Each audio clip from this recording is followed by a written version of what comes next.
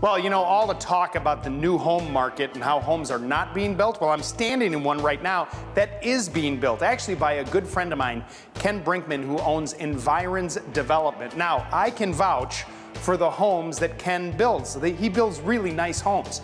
But how do you know if the home that you're building is done the right way?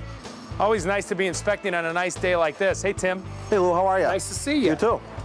When I was building houses, people would hire inspectors to come in at the tail end. You know, right when we were done, they'd come walking in literally before the closing, but that's really not the best time to come and inspect a home, is it? What I recommend is pre-drywall inspection. We'll look at the framework, the 16 on center, electrical, plumbing, are they using PVC, you know, what type of copper, type L. There's a lot of things to look at before the drywall goes up. I'm there for detail. Besides code is the bare minimum. I'm looking at workmanship, and does it meet code?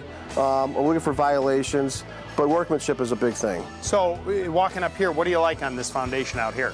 Well, just the fiber coat, just a seal on the foundation that looks good.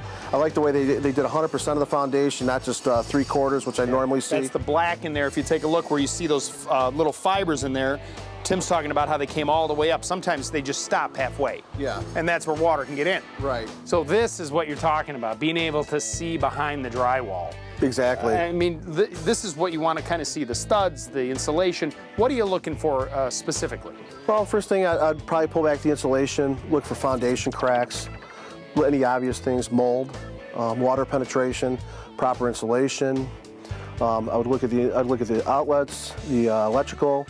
As you notice, everything is hard piped here. Right. Those are all important things. What about what you find most common? I mean, obviously, you've been doing this a long time. Do you walk in and say, oh, geez, they did this again? Are there common things that you see over and over again from builders? Well, a couple of them. One of them that the furnace should be 3 inches off the concrete floor. I see that. That's missed often. Windows where you have a regular window where it should be tempered. If it's 18 inches or less off the ground, it should be tempered. Sometimes that gets missed by the city inspectors. All the time. All the time.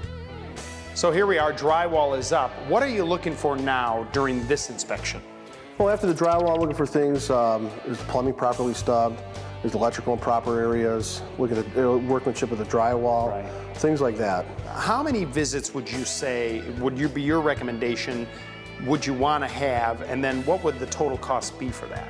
Well, I always recommend 3. Okay. And you're looking somewhere around 3,000 square feet, about $295 per visit. Okay, so about $300 per visit. So all in, you're probably just under $1,000. Yes. All right. Tim, thanks so much. Thank you. You know, in my opinion, it is probably the best $1,000 you're ever going to spend.